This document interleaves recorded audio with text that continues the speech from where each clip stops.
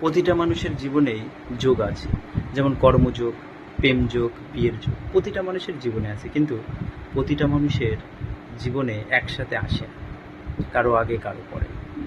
যেমন কেউ 20 বছর বয়সে বিয়ে করছে, কেউ আবার 25, কেউ আবার দেখা যায় 30-এ, কেউ আবার 40-এ, আবার কেউ 15 বছর বয়সে প্রেম করছে, কেউ আবার 20, কেউ আবার 25-এ, কেউ আবার 30-এ। আবার কাউকে দেখা যায় যে 20 বছর বয়সে একটি কাজের সাথে যুক্ত, কেউ আবার 25 বছর, কেউ আবার 30-এ, কেউ আবার একটি কাজের সাথে যুক্ত হতে তার সময় লাগছে 40 বছর বয়সে। বিভিন্ন, প্রতিটা মানুষের লাইফে বিভিন্ন। অতএব কারোর সাথে কখনো তুলনা করবেন না যে আমার বন্ধুর হয়ে গেল, আমার হচ্ছে না।